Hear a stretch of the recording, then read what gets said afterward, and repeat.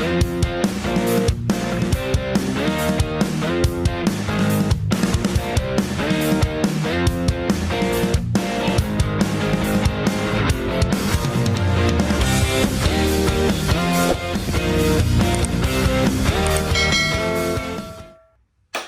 all, welcome back to Stuart's Tarantulas. Stuart here.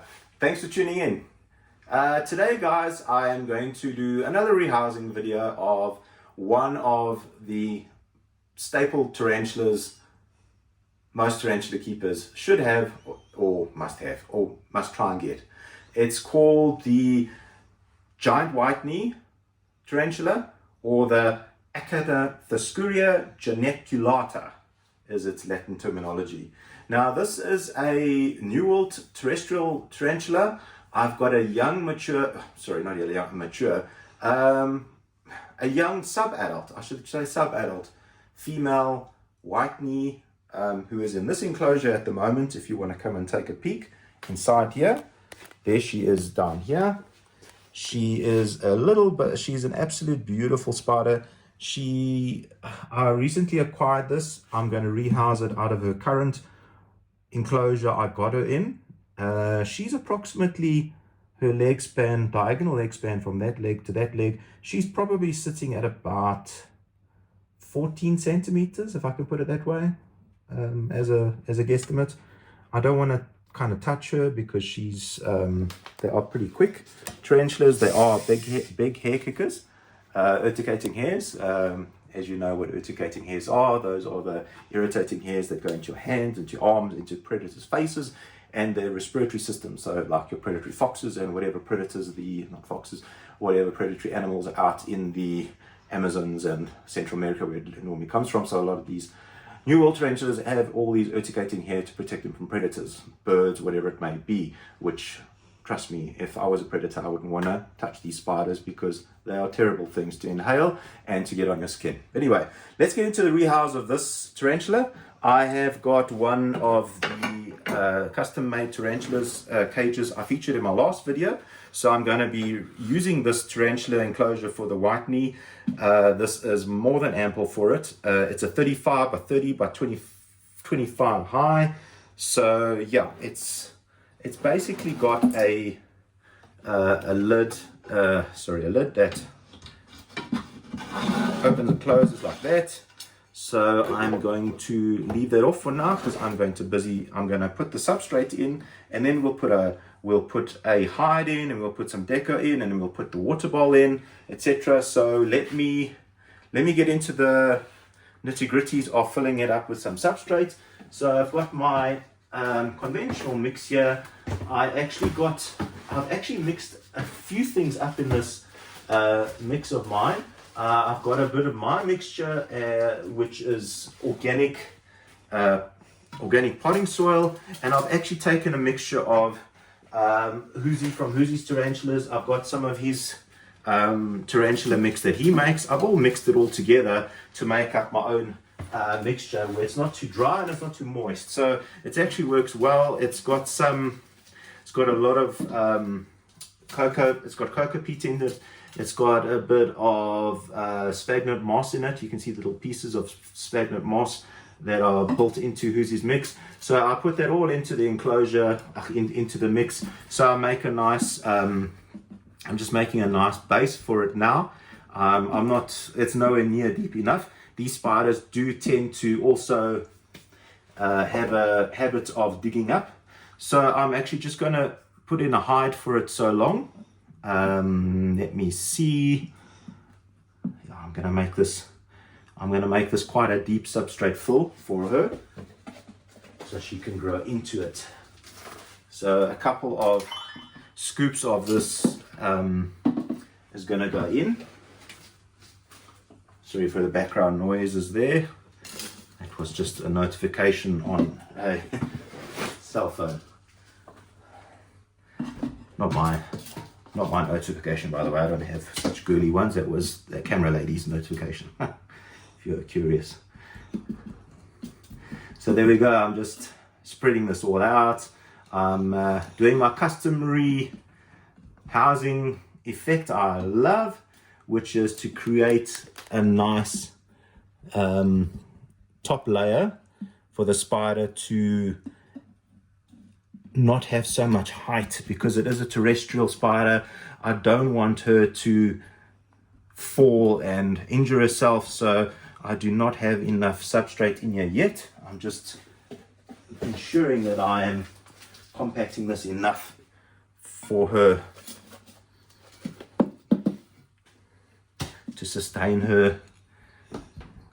Just out of interest, I mean, it'd be nice to know, do a lot of keepers out, do a lot of my subscribers, do you guys have a giant white knee or geneticala?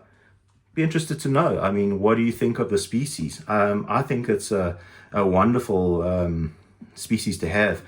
Firstly, they're bold, they're boldy looking, they're not shy, they, what's the word, they stand their ground, they can be hair kickers. So if you're a novice keeper, I would recommend just to start off with, if you want something big, get yourself a Lasiodora parahybina as a starting tarantula, and then you can progress up to something like this white knee. Once you've got your head around keeping a Lasiodora parahybina, you can then step up to this, because which is a salmon pink bird eater, by the way. Sorry if I didn't mention its common name. So I think she's got a nice big hide in here that's going to sustain herself until I upgrade the cage again. I think that should do it for the substrate. You can see it's it's relatively deep. It's deep enough. I don't like them to mess up their. You can have a look here. You can have a look inside. That's kind of what it looks like inside. I will still put the water bowl. I'll put some leaf litter in, so you can see. I just want to turn the cage around so I can work on it. So let me go ahead and put some leaf litter in, dried leaf litter that is. Nice dried leaf litter goes in here. With the leaf litter as well, if your substrate is moist enough, you can put in some springtails. Springtails will thrive in the substrate and also in the leaf litter. So the leaf litter also holds in moisture once you spray it down a bit. It does hold in moisture, as if you're using the right substrate. If your substrate dries out, your springtails won't survive.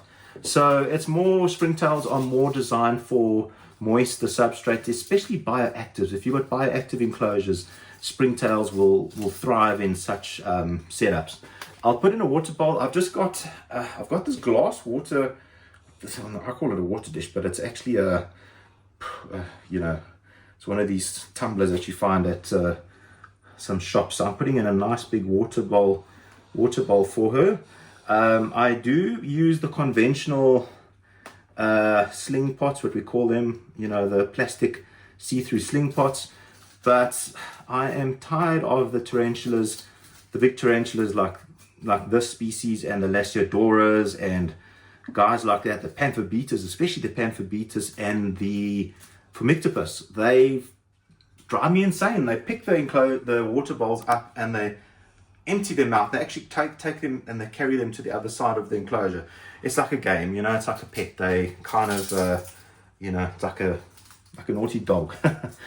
Carries its water bowl across the other side of the enclosure. Let me just put some water in. I've got some water here, which is not tap water. It's filtered water. No, it's free of chlorine, chemicals, etc. So yeah, it's good for your tarantula's health. So I don't want to go overboard, adding too much decor into my enclosures. I prefer, if you have a look here, there's more space for the tarantula to walk around.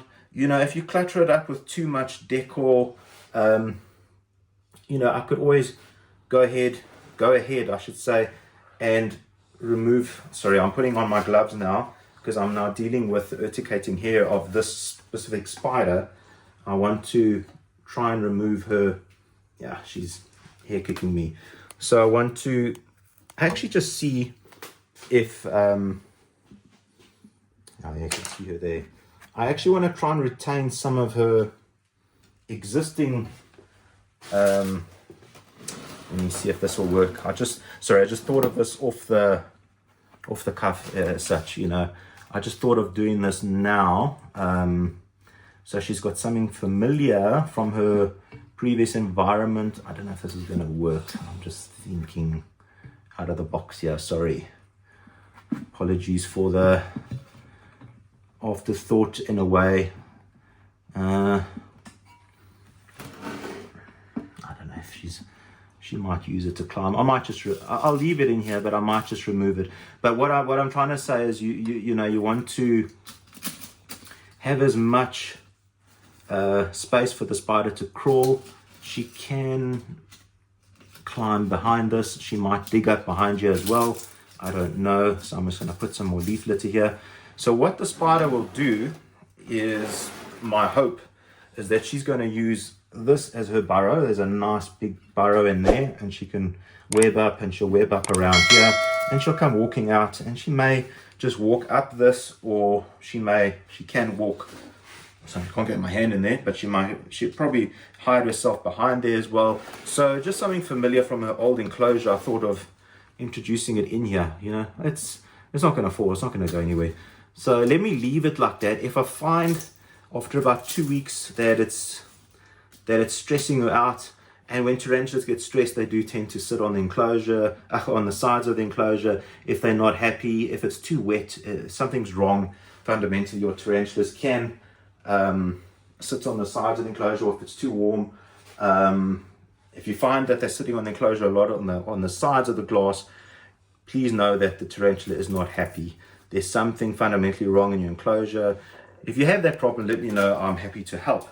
So I'm going to go ahead and I'm going to take the spider out of this enclosure here. If you want to have a look inside here, I'm going to try my utmost. She is a bit flighty. I'm trying my utmost to get her into the, you see, she's already turned her abdomen to me. I'm just trying to coax her. Oh, there, can you see the urticating here? She's flicking.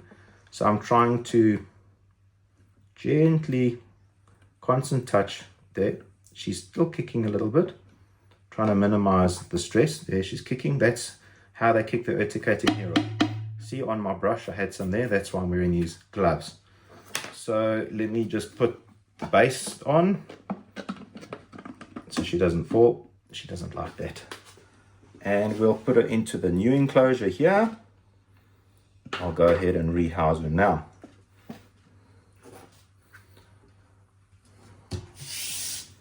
So if you guys have watched my previous videos, what I do is I just unscrew the top here, and then I just stick the brush through and persuade her out.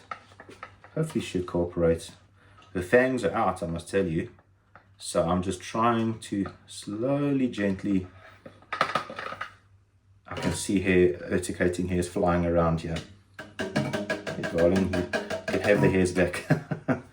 So yeah, there she is in the new enclosure. Let us just move this out the way. I'll turn the enclosure around so you can have a good look at her. Have a good look through the front of the enclosure at her. Have a nice close-up look. I mean, look at those white stripes on those legs. Look at all of those are urticating hairs. Those are the nasty urticating hairs that they flick up with their hind legs. So to give you an idea of the spider size, she's like half grown. She's nowhere near mature. So she's like a sub-adult almost, you know. Her abdomen is really thick, fat, and she's well fed. There she's calming down a bit. But I'm just looking at her abdomen right now as we're doing this video, and she is in the early stages of pre-molt, I must be honest. That is how I see her at the moment. I'm not going to feed her for at least a week. I'll see if she takes any more. But these spiders in general are heavy feeders. They feed like machines. They eat and eat and eat. So never overfeed your tarantulas. I wouldn't have your abdomen bigger than this one's abdomen. If you have a look at its size of its abdomen compared to its cephalothorax or its carapace, it is heavy set. And just to give you a note, if you look closely at the abdomen there at the back, it's starting to go darker, like a gray. As soon as the abdomen at the back of any New World tarantula goes this gray black color, and I can start seeing it developing. It'll start highlighting a really dark black. You know your spider's in pre-molt and a molt is imminent. When you see that, for all the beginners out there, make sure your spider has got a full water bowl. When you water your water bowl, overflow it with like a watering can, so the substrate around it, if the rest of your substrate is dry, that's fine. Overflow it so the substrate around it gets wet, and it creates a little bit more humidity. So with molting, a spider requires ingestion of water, not just spraying to enhance the environment, to make the cage humid. That helps, but it needs to take, for a successful molt, it needs to take in the hydration of that water into its mouth parts, into its fangs. It literally needs to drink the water in. So if you're panicking that your spider's going into molt now, trust me, you need to watch your spiders and make sure that they are well hydrated, because an underhydrated spider it can potentially have a bad molt. Sometimes we can have a wet molt. It's quite technical. There's a wet molt where the molt doesn't come off properly and it gets stuck. You can have a bad molt where the molt doesn't come off. So you must make sure you've got a full water bowl, clean water at all times, and make sure she's well hydrated, and then you'll ensure that you will have a successful molt. And then obviously you can sex your molt as well to see if it's a male or female from your molts, depending on the size of your spider. But yeah, I'm just rambling on here, guys. So again, here's the final look of this tarantula enclosure for my giant white knee, the Acanthoscurria geniculata. Sorry, pronunciation. They can be some tongue twisters of these Latin names.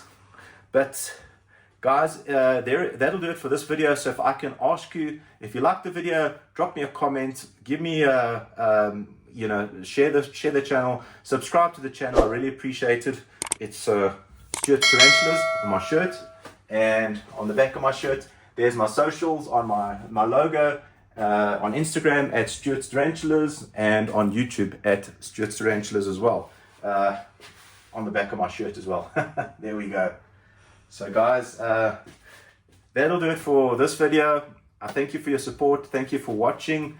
Thank you for tuning in. I hope this video helped. Drop me a comment if it helped. If you've got any other things you would like me to cover, I'll gladly see what I can do there. If you've got any questions, please feel free to reach out. I'm sure to reply to all comments. So you guys, that'll do it for this. Again, thank you for watching, and I'll see you in the next video. And as always, remember, love your tarantula. Cheers.